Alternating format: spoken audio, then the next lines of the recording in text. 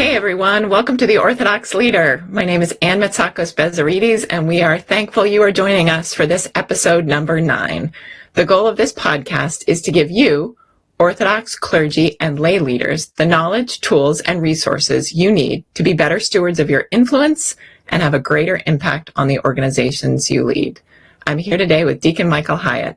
How you doing, Deacon Michael? I'm doing great. How are you doing, Ann? I'm good. Excited for the feast ahead.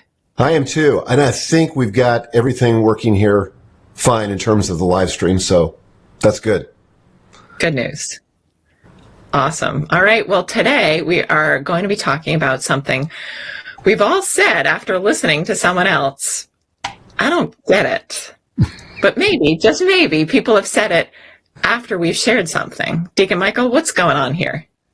Yeah, I think, Ann, it would be helpful if we went back to that diagram we started this mini-series with, which was called the clarity grid. So let me just go through that again, because this is a zone 2 problem. When people say to you, I don't get it, it's for this reason. So let me just, in case you missed that episode, which was a few episodes back, or whatever, I'm going to redraw it for you. So here's how I want you to think about it. I want you to think about this y-axis as there's vague communication, which is not specific, it's ambiguous and so forth. And then there's specific communication, where it's a little bit more to the point, a little bit more fleshed out, a little bit more in 3D. Then the x-axis is there's communication that's unexpressed. In other words, it only exists in your mind. And then there's communication that's expressed, where you say it out loud. You externalize your thinking. We talked about that a little bit last week. So that gives us 4 zones. When it's vague and unexpressed, that's zone 1. No communication. You might have an impression, but it's vague. And you're unsure what you're thinking, so they're unsure too. And that just results in ignorance. Then there is zone number 2, and this is garbled communication, and this is what we're talking about tonight. And this is where you say what you're thinking, so you're saying out loud, that's good, but it's imprecise. So people don't know what it is that you mean. And the result is also ignorance. Okay? And let me just give you the 2 other ones we're not going to talk about tonight. But there's implied communication where you're specific, it's clear in your own mind, but it's not clear to the people you're trying to lead because you haven't taken the time to express it. And that results in frustration because you're essentially expecting people to read your mind. And then the best zone to be in, the one that we're all aiming for, is clear communication. Zone 4, you say what you're thinking and they understand what you're saying. And the result is shared understanding. So it's that we're after. Does that make sense? Oh, I love this.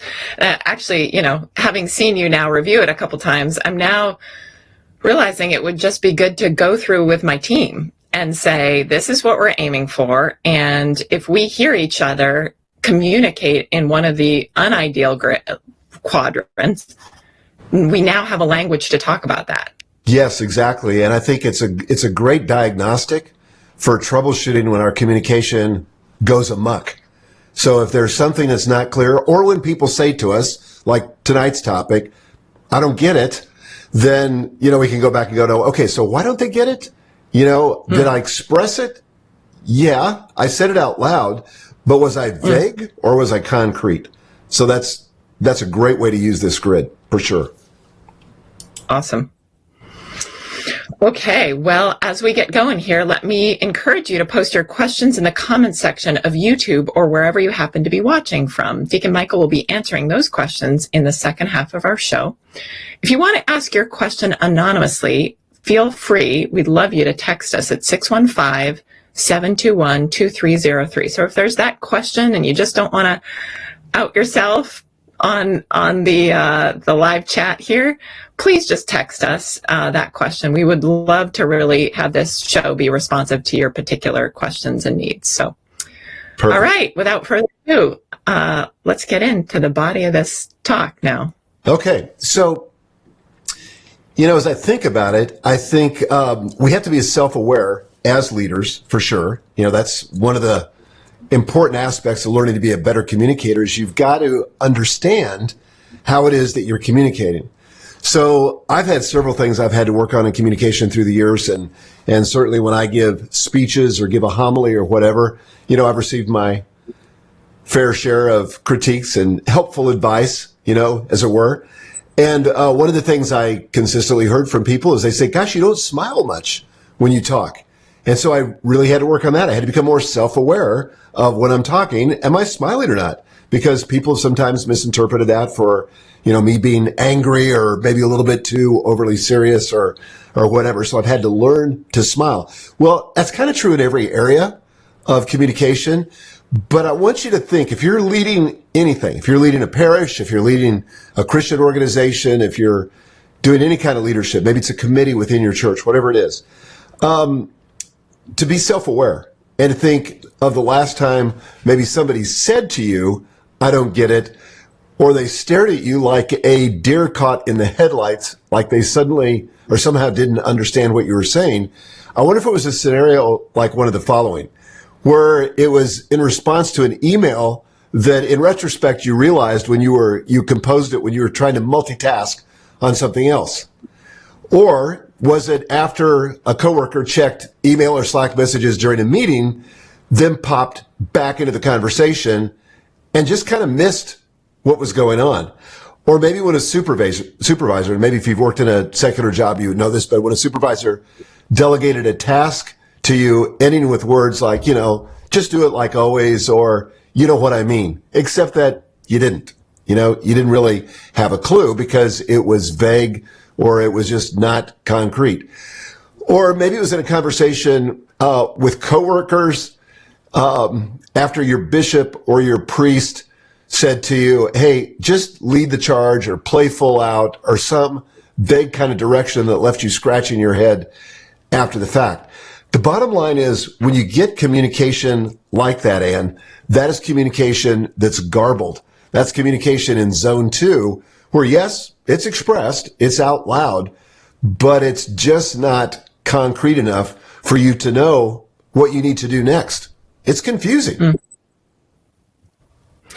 Yeah, and I think it is just so common that it is so good we're talking about this, because I think it's very easy to even not know where we're going ourselves with something. Yes. And so that's the easy way, is to just say play full out or lead the charge. Are we clear? And not have it at all clear in our own heads and hope that somebody will bring clarity to it. Yeah, and I think as leaders, it's really important, because I think, you and I were talking about this before we got on tonight, but I'm sure there are a lot of priests and a lot of pastors out there that never learned how to delegate, or don't even really know what it is, or maybe even more commonly, they go like, "Well, who would I delegate to? I don't have a staff. I don't have people that I can hand off things to." But I think if you think about it, in any position of leadership, you're having to direct the work of others. It could be a temporary committee that's put together, to pull off the annual festival, or, some kind of Lenten family meal. I'm going to give an example of that a little bit later. Or some kind of committee that's maybe a standing committee in your church, or maybe just the parish council or some other group, or maybe it's even a work group within your diocese or metropolis. And, we're in those situations, we have to give clear direction if the work is going to be effective and if it's going to be a good use of people's time. And I think that one of the frustrating things I have sometimes in the nonprofit world, in the church world, is, I'm volunteering my time. I mean, I'm a deacon, by the way, and I'm not paid, so my whole thing is being a volunteer. But it's frustrating when you get confusing communication and you don't know what to do next. You think to yourself, and probably a lot of people think as we're directing them, this is a complete waste of my time. Why can't they be clear? Okay, you can tell me that you don't want to answer this question right now because you're going to get to it later. But the thing that comes into my head as I think about delegation, especially for priests in parishes, and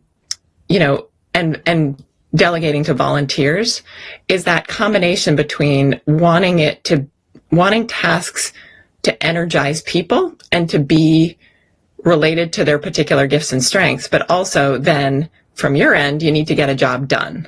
Right. And I guess, and wanting to give leeway for people to bring their own creativity to things versus being, on the other hand, so clear that sometimes maybe it's too scripted and you're delegating something. You want to be really clear, you're super scripted, but then there are people, like when we work with young adults want to be creative often. Yeah. Don't want to be told every last detail. That sort of ruins it for them. And so do you have any sense here, like right at this point, as I think about, delegating to volunteers and the clarity that you need to go into it, where does sort of everything around personal gifts and strength and the passion and vision people bring to the task, where does that fit in? This is a great question, and it's an important leadership skill because the two extremes are what I call sometimes the dump and run, where you're just so busy and you don't have time to really communicate what you want done. So you just kind of, dump the task on somebody and say, just figure it out, just do it, because I'm in a rush and I gotta get to the next thing. So just do it. So that's like one extreme, and that's really abdication. But the worst one, I think, but it's also an extreme, is micromanagement, where you think to yourself, if I want it done right, I got to do it myself, or I have to overfunction and control every aspect of the project, not only what is done, but how it's done.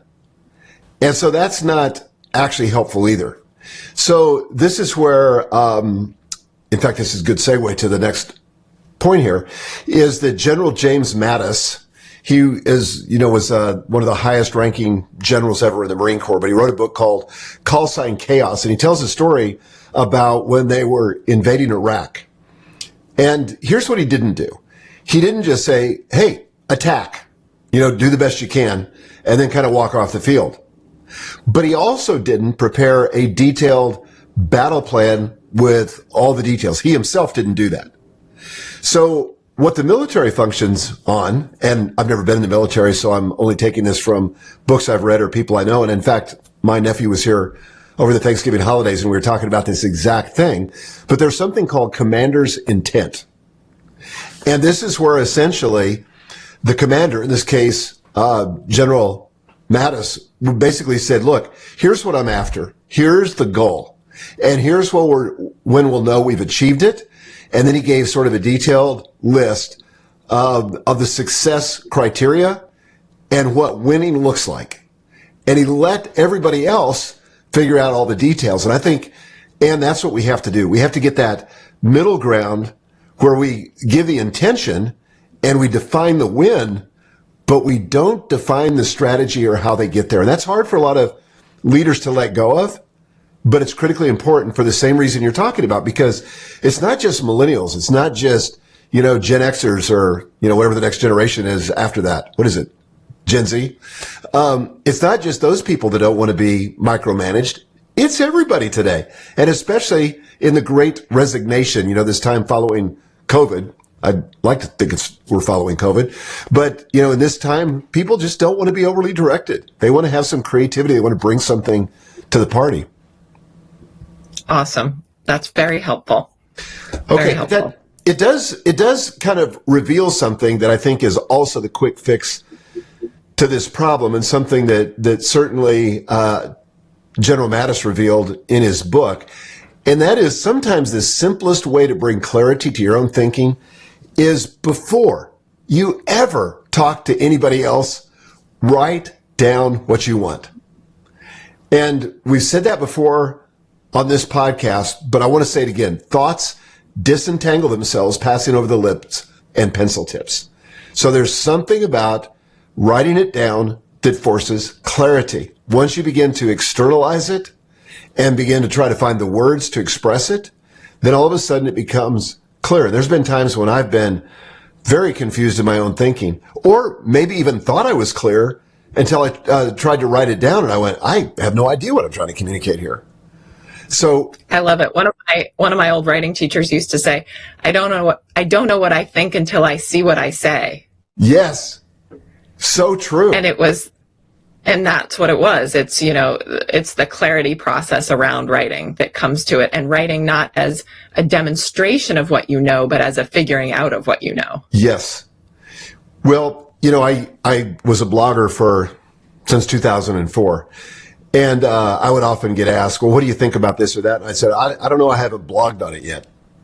And it was the same principle, until I write it out, I don't really know. I may have an opinion, but it's not going to be that helpful because I haven't done the hard work of getting clear in my own thinking before I try to communicate it to other people. The one thing you know for sure, if you're not clear, you don't have a chance of communicating it to anybody else.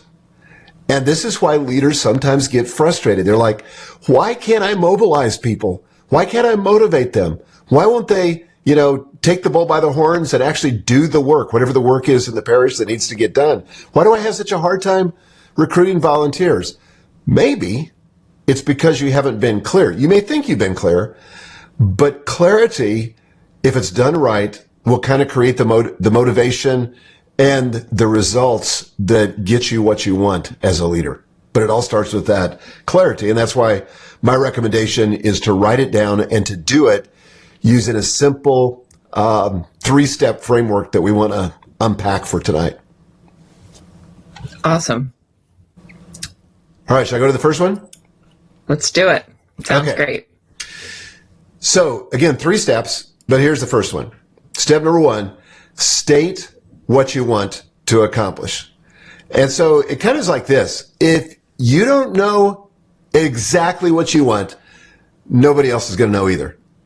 It starts with you. You've got to know what you want. And it's got to be simple. Now, you can start with what I sometimes call a brain dump. Other people call it a brain dump. But just get the thoughts out of your head. That's the first step. You can organize them afterward. It's kind of like a puzzle. Like one of the best ways to put a puzzle together is not to pull the pieces out one piece at a time from the box, but dump the whole box over, get all the pieces on the table, and then you can start to organize them and sort them and put them together. And you kind of got to do that with your thinking. A mind map, which, I've used from time to time, is also a great tool. And if you don't know what that is, Google it, but a mind map is a great tool as well. So I would recommend distilling it down to 1 or 2 sentences. So let me give you some examples, and then I'll give you a chance to respond to this, Ann. So it could be as simple as, I want to hold an annual kickoff meeting to cast vision for the coming year. Maybe you're thinking about doing that in your parish, or you're thinking about doing that for the organization you lead. And it's a great thing to do. And I advise this to all of our coaching clients, that they begin with vision. They start the year with vision. So if your fiscal year begins, and I know for a lot of churches, it begins on September the 1st, but for many, there's just something about the natural rollover of the year. And so January the 1st would be a great time, sometime during the month of January, have some kind of event where you share the vision. What do you envision for 2022? Here's another 1-sentence statement that would be clear. I want to launch a church-wide Lenten meal following the Wednesday night pre-sanctified liturgy. Okay? So maybe a priest comes up with that. Pretty simple. That's what he wants. Or I want to start a new ministry, or I want to start a ministry to new immigrants who are moving into our area. So the idea there, again, simple. Doesn't sound like rocket science.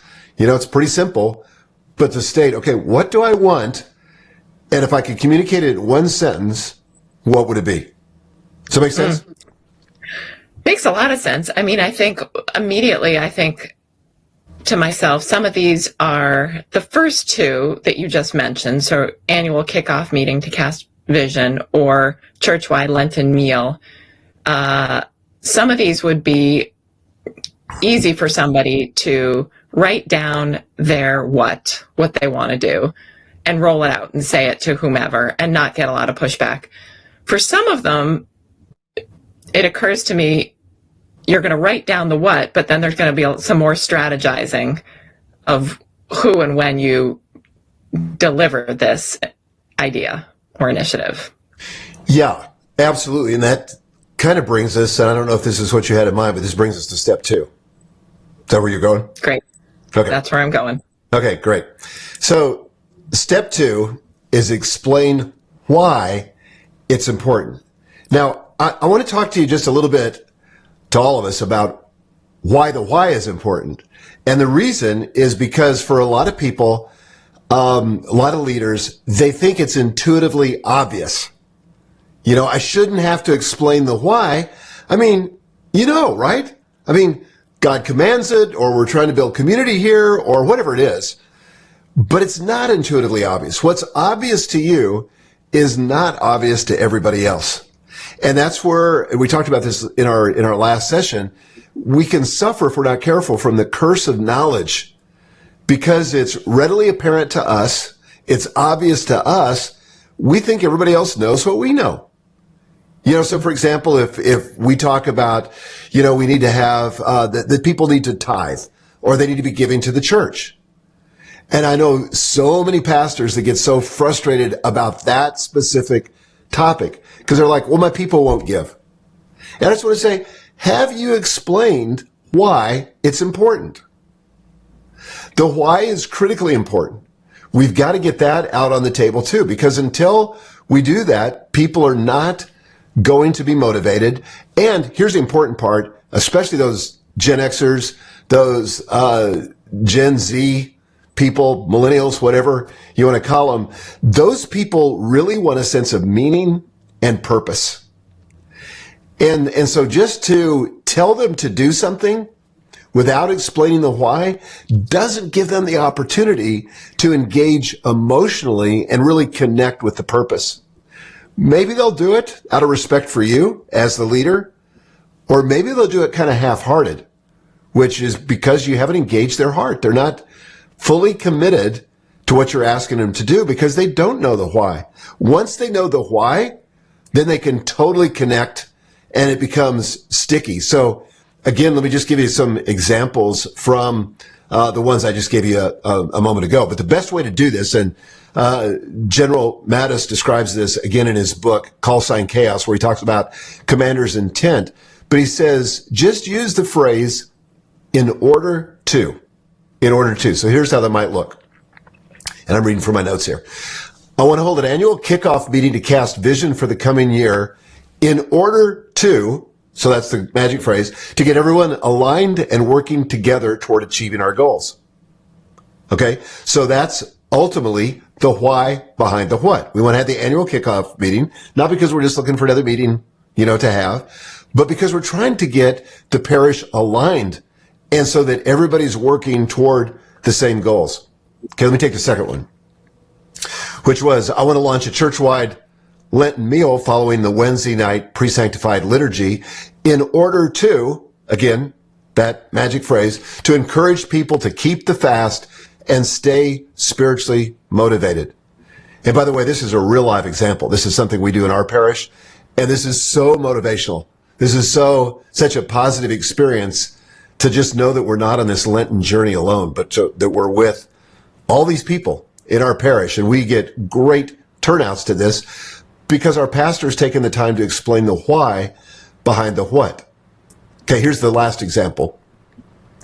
I want to start a ministry to new immigrants who are moving into our area in order to, again, to fulfill our Lord's command to welcome strangers and share with them the love of Christ. Well, then it doesn't just become like another obligation that people have to do. No, they're connecting this ultimately with the mission that Christ himself has given to us. And so you're connecting the dots for people so they don't have to guess. That's great.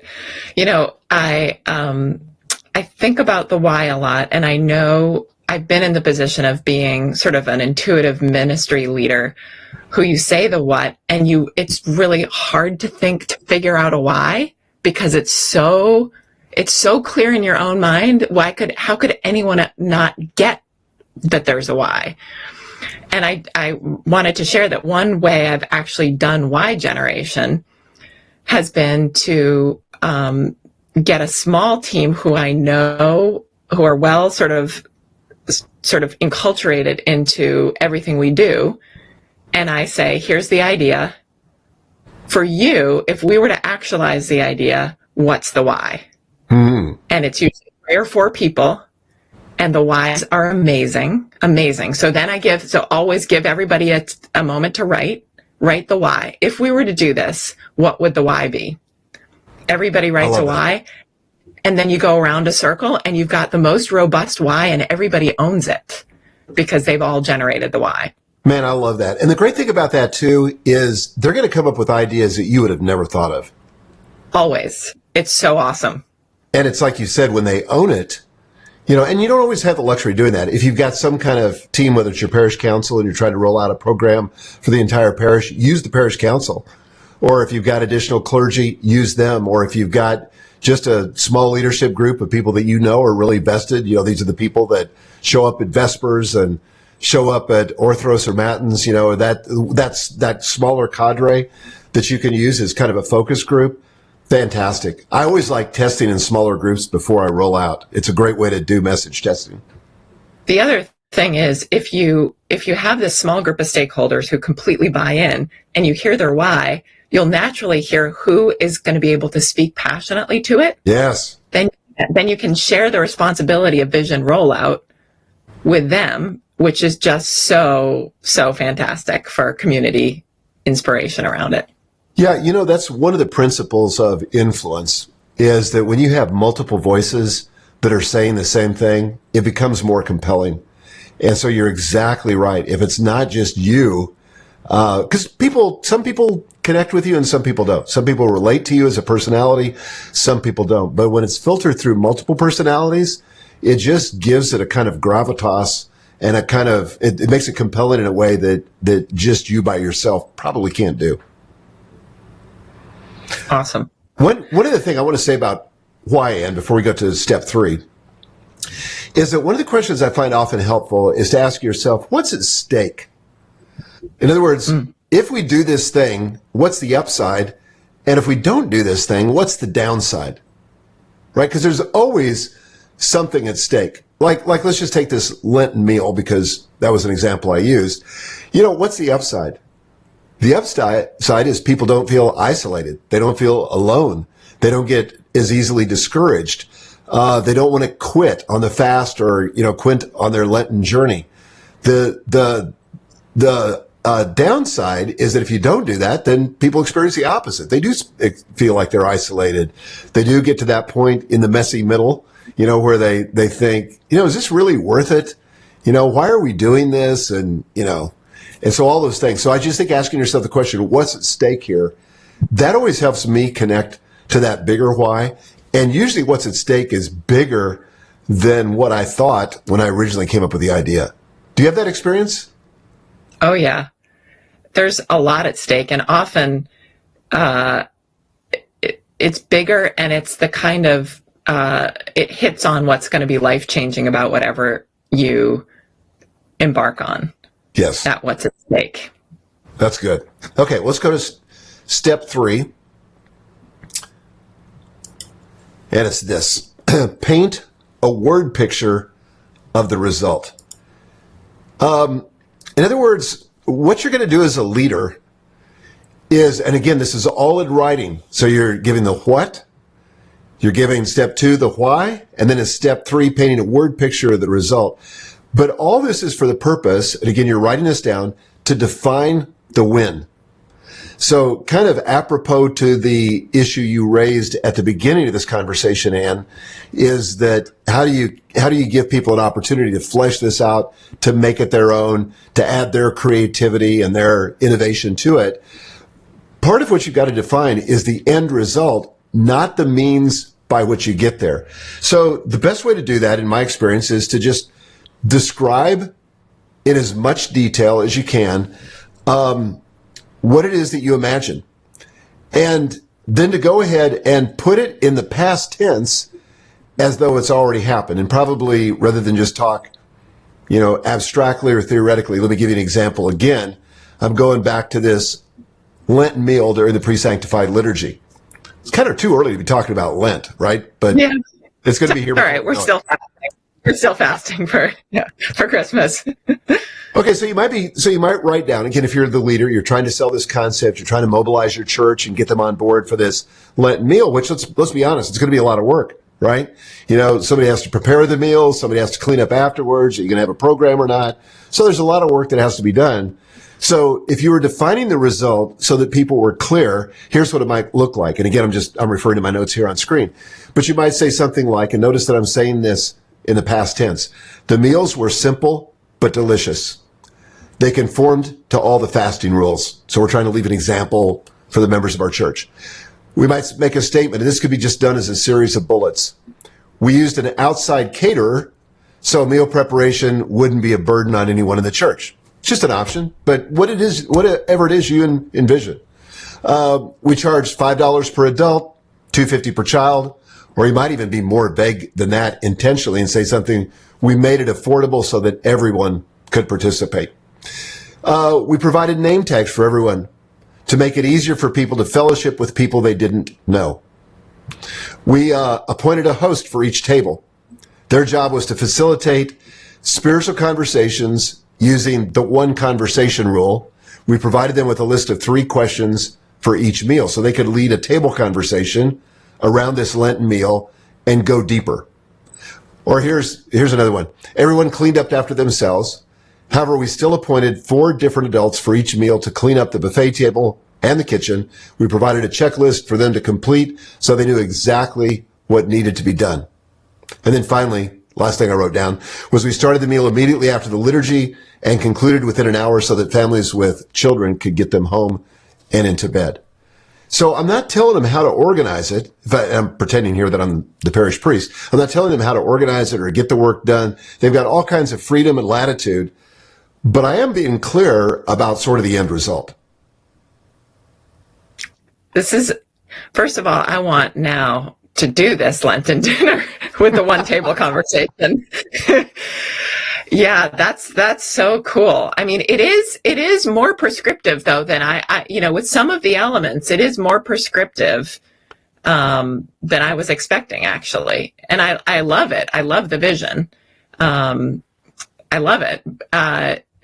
In terms of the creativity on how the dinner might work, it's not quite as much, it's leaving people with how to get it done, but less of the creativity of it in this particular one. Yeah, and so you might not want to be this prescriptive. This is art, not science. You want to give people, you basically want to express what's important to you. If there's a specific result that you're looking for as the leader, you don't want to leave people guessing. You want to go ahead and state that. And understand that when you do this and when you present it to people, this can't be, you coming down from the mountain and saying, "Thus saith the Lord, this is what we're going to do." No, it's just kind of like, it's more like, hey, I have an idea for this Lenten dinner and I'd really like us to do this. And here's why. So you state what it is you want. You go through all the why. And here's kind of what this could look like in the end. Here are some of the results, but maybe I got it wrong. Or maybe, you've got better ideas. All that is kind of how you finesse it or how you present it. Yeah. I mean, let me say, I think the one table conversation rule is probably done at very few churches, and it could be transformative if it were done well. So as an educator who loves small group conversations, I get really excited about this. And I think, so I love the specificity. And I think what you've said is that, and actually what I've started trying is just, let's try it this way. There you go. And see if it works. Experiment. Right. It's an experiment. Let's see if it works. Let's see if we can get it to work. I got to tell you about the genesis of this one conversation rule.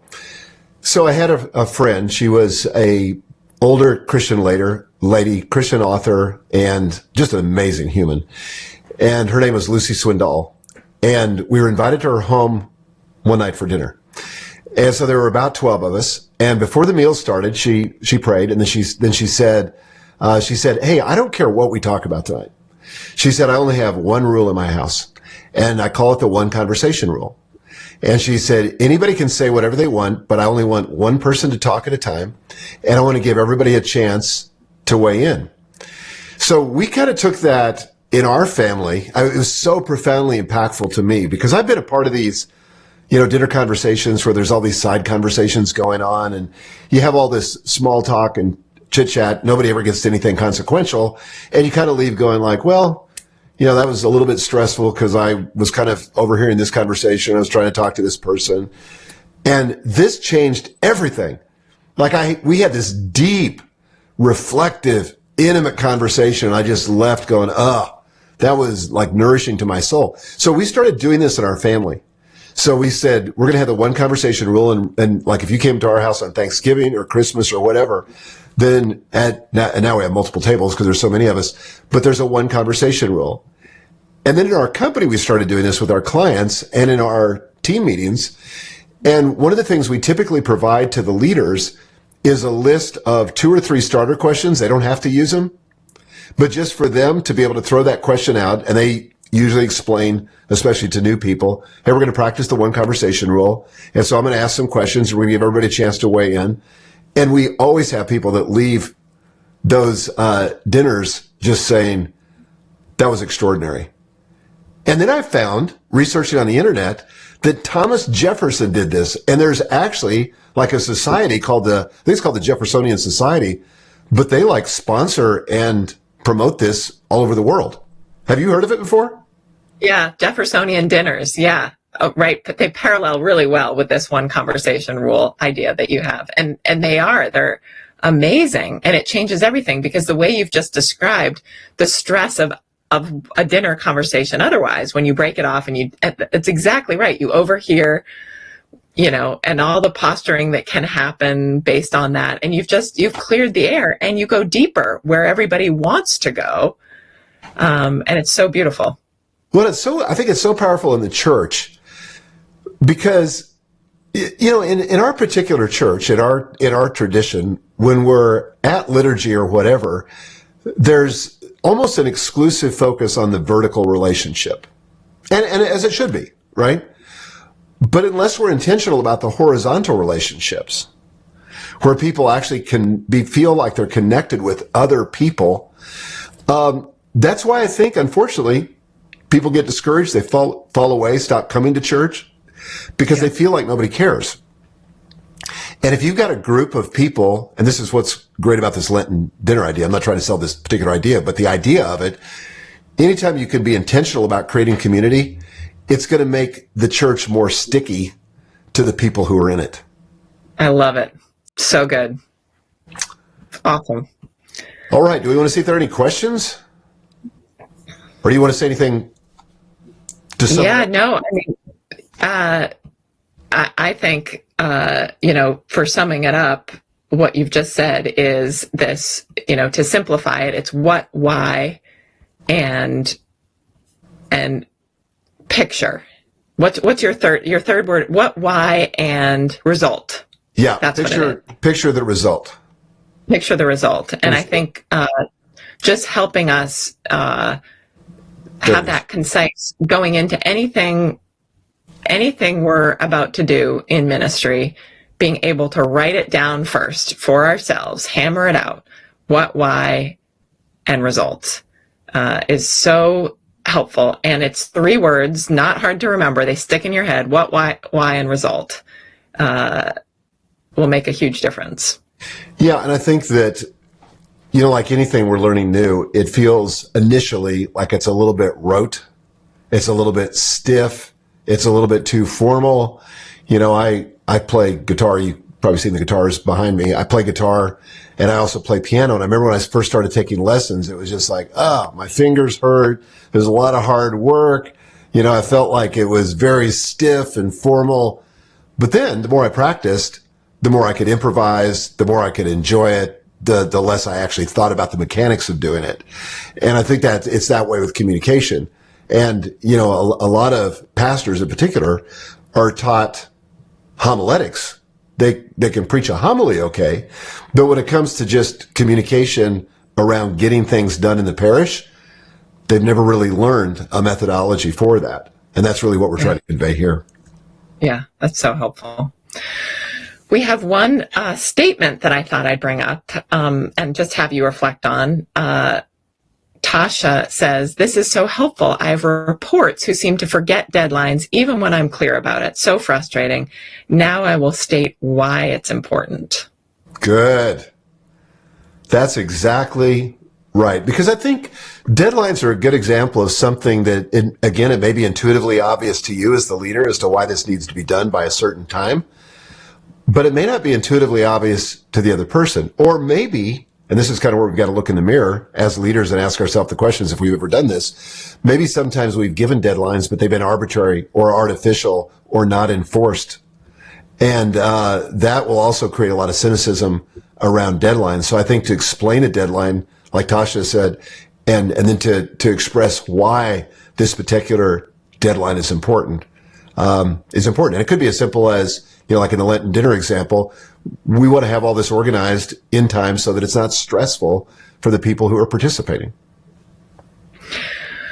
All right, I have to ask you, let's say Lenten dinner thing, you've done everything right, followed your entire rubric, you've launched it to the group that you have hand selected to pull off this Lenten dinner, and then several things don't go right. Yeah. Well, I think it's at that point where we have to do a little self-reflection and ask ourselves the questions. And we will get into this before we're done with this series, but there's another device that we teach that's helpful called an after-action review.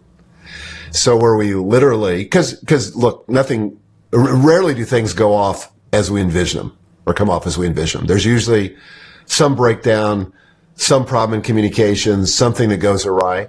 That's just normal. But we can get better. And so what you don't want to do is to have things go wrong and never reflect on it and launch it again or another version of it and have the same things go wrong again. That's when you got to, just look in the mirror and say, what was it about my leadership that led to this? And maybe it was that you didn't do the after action review. So to have a more formal process of doing this, and by the way, we do this at St. Vlad Seminary after board meetings. We'll do an after action review and say, okay, what worked, what didn't, and how are we going to make it better next time?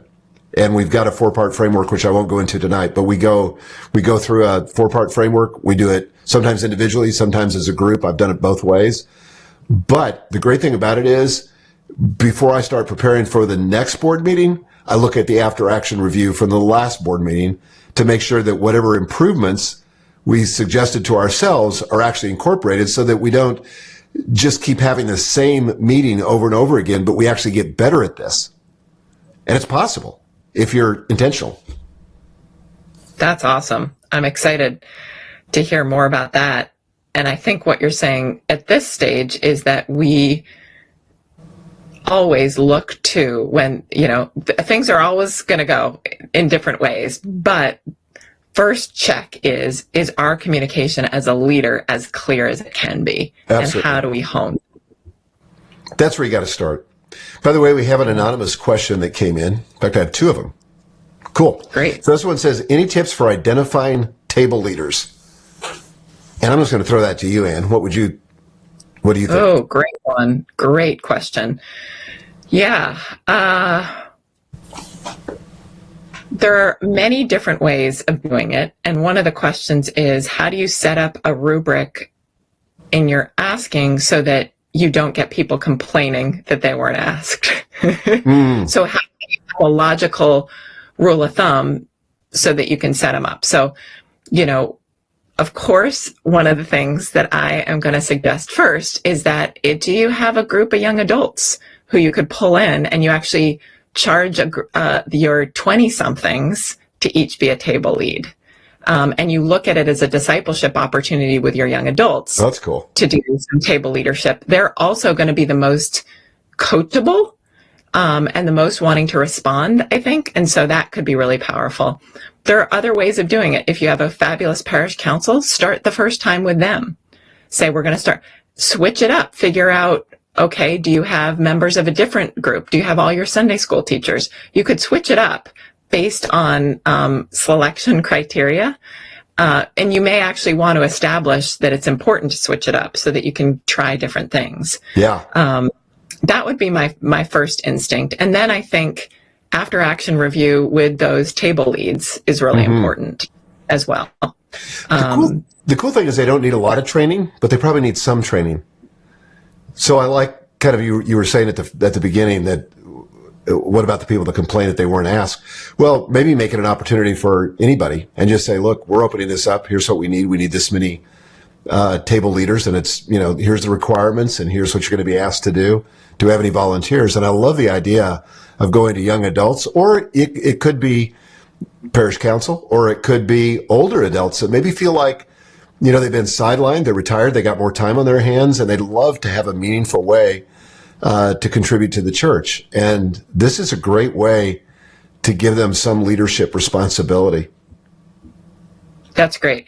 Yeah, I think if you're at all struggling, think about, okay, if there are things that you could think could go wrong, just sort of what would go wrong, and then what are the creative ways to sidestep that in the selection? Well, and one of the things to do maybe is get all those table leads together after the meal and say, okay, how did that go? Because you're going to get somebody that says, oh man, John would not stop talking. I tried to get everybody else to participate, but John was just talking over the top of people. So then you start to get real practical, and it's real world kind of stuff. It's not theory. But now this is a problem. Or nobody would say anything. People were like giving one word answers. How do I deal with that? Yeah. I mean, is your instinct that a table lead could be any type of personality, or are there certain characteristics that a table lead needs to be a good one? Well, I do think they don't need to be people that have got to have the spotlight, because it's not about them. They're there to facilitate, not to pontificate. Good. And so you want people that are naturally curious. And I would say to them, if I were commissioning this group, I would say, look, your job is basically to lead by asking questions, not by providing answers. If that's all you do, you don't have to weigh in on everything. What you really want to do is draw out other people. And if you want to comment, just be self-aware enough that you're not dominating conversation, which is easy to do. Yeah, that's good. I would get some natural warmth and the ability to be encouraging. Yes. Would be important. And affirming the people when they do step out there. Here's another question here. Let me just see if I can get it big enough to where you can read it here. This is from our very own John Maddox. So John says, what are your thoughts on a 360-degree review where staff has an opportunity to critique your communications effectiveness? Yeah, personally, I love that idea. And here's how you got to kind of create the right environment, because people are not going to naturally, people that report to you, or if there's a power differential, they're going to be reticent to share with you what they really think. And so you've got to make it safe for them to do so. And I think one of the best questions you could ask would be something like, hey, I just am really trying to grow in my communication, and I realize that I'm not always clear, or that I don't always express what I think, and I'm kind of left you guys in the situation where you're trying to read my mind sometimes. But I just wonder if you were my coach and could give me some real honest feedback about how I could improve my communication, what would you do? Now, this is right when you finish whatever it is you're going to say, like there, that's when it's really important, because you've got to just shut up. You got to be quiet. And a lot of leaders are uncomfortable with dead air, with silence. And the problem is people are not going to naturally go into this conversation because they don't want to hurt your feelings, or they don't want to get, fear retribution or whatever it is. So you got to kind of wait. And I've found in the past, because I've done this a number of times, this very thing a number of times, is that I will ask somebody that's part of that group, I will cue them up in advance and say, look, here's the question I'm going to ask. I want you to think about it. And I want you to go first and sort of be the example and give to everybody else the gift of going second, because nobody wants to go first. So get the bravest, most honest person you get to go first.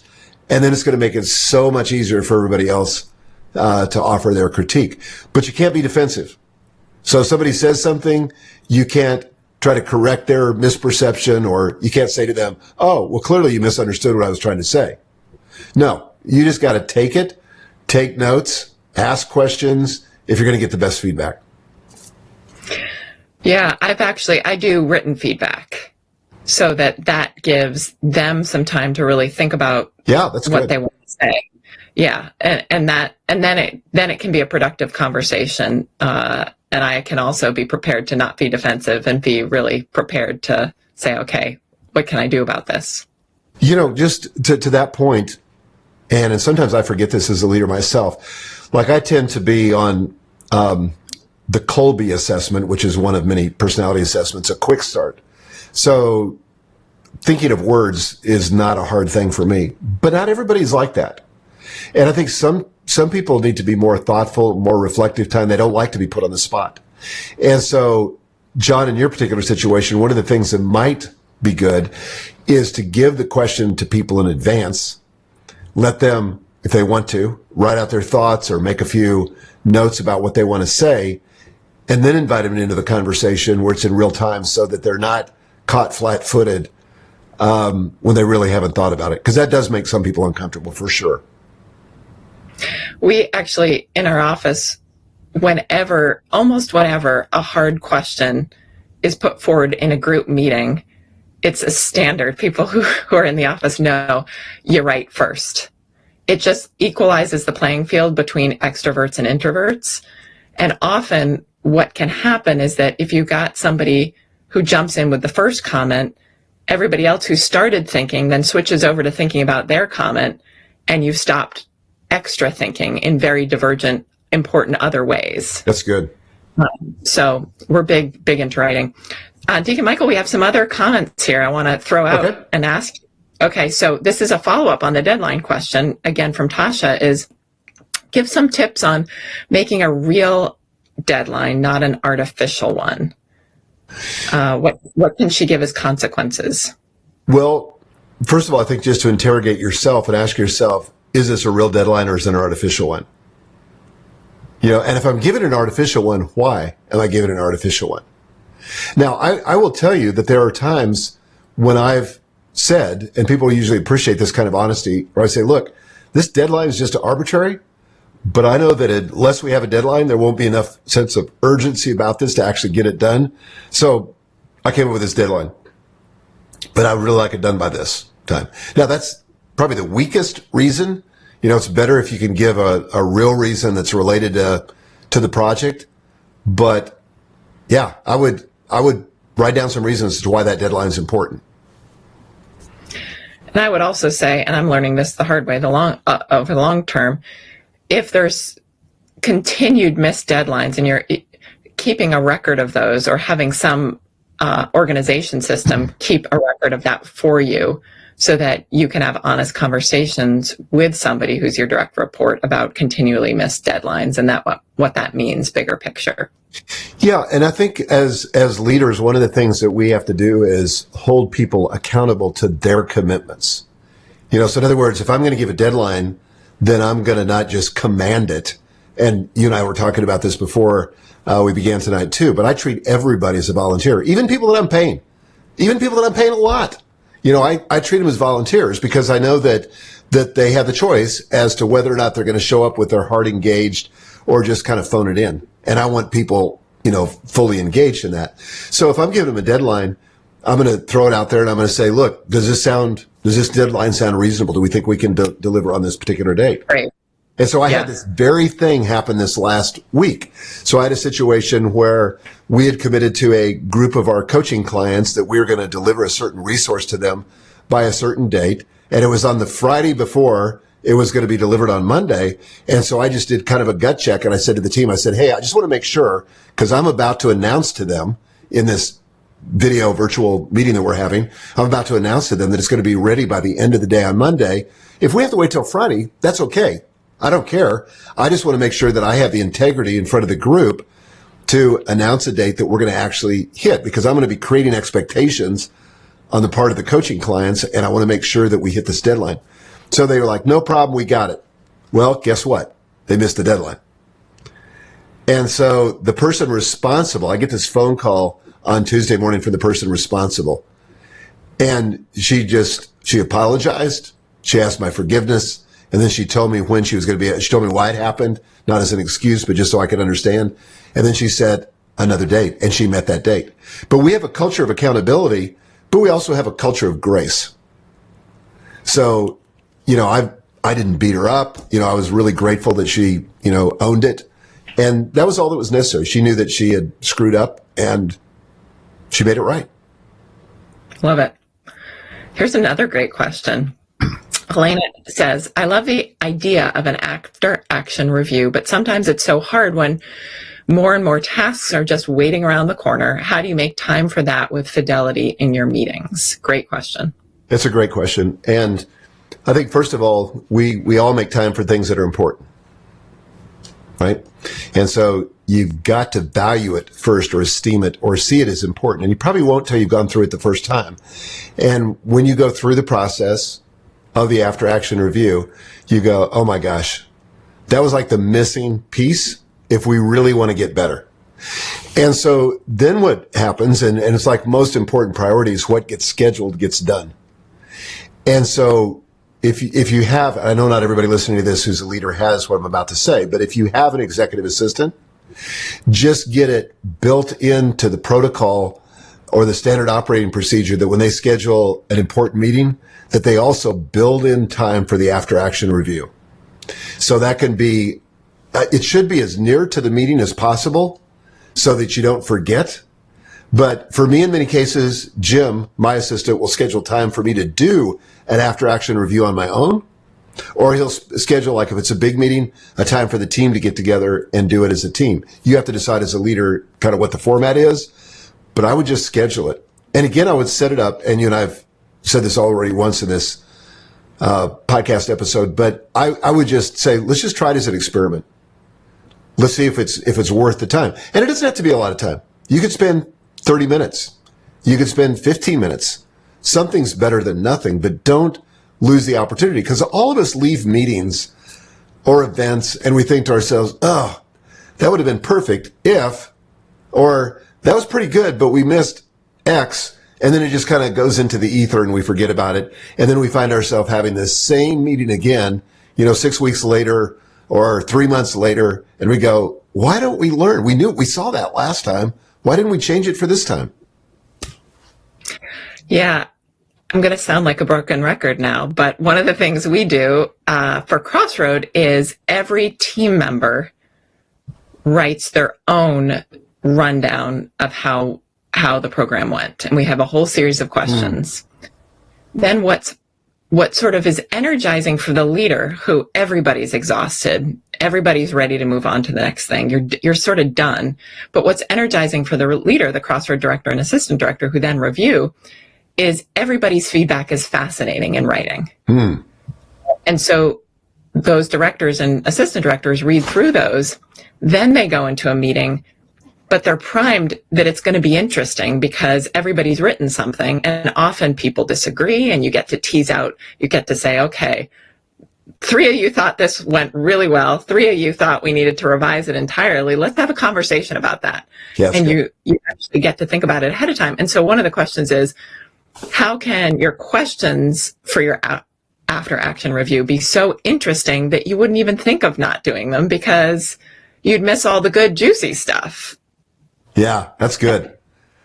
Well, I can't wait to have the conversation around that, because it's one of our most important tools. And I find that few organizations use it, but those that do, and our coaching clients all do, but those that use it really see improvements and fast improvement around just iterating off what they're doing. So it's not like you got to get together and get a bunch of geniuses in a room and figure it all out. You just do the thing you're going to do and then ask yourself the question, okay, what can we do to improve it next time? Make it a little better every time. And over time, it does get better. That's great. Well, we had some great questions tonight, and we are at showtime. So, but we are so appreciative for everyone you joining us tonight. We will be back again. We are determining our next date back, but we will definitely be back again. And we will, for our next show, discuss cascading communication. In other words, how do you roll out a major change initiative so that no one is surprised and negative reactions are all but eliminated? Exciting. Yeah, it is. Okay, so Deacon Michael, as we wrap up, give us some final thoughts. Yeah, I would just go back to where we started, and that is the simplest hack on this to get clear on your own communication and to better ensure that you're clear in communicating to other people is to write down what it is you want to say. I don't care if you're trying to terminate somebody or you're trying to recruit somebody or you're, asking for somebody to give a big gift to your church or your cause, or you're standing up and announcing a major initiative, some kind of new program that you want to launch. Getting clear by writing it down is a pretty small investment, especially for the results that you get afterwards. When people are clear, then it accelerates movement toward the goal. It accelerates the change that you want to see in your parish or in your organization. Deacon Michael, thank you. This has been awesome. Very inspiring. We got a lot of work ahead of us in the church. Look forward. Get clear on our communication. I look forward to talking to you next time. Thanks, everybody.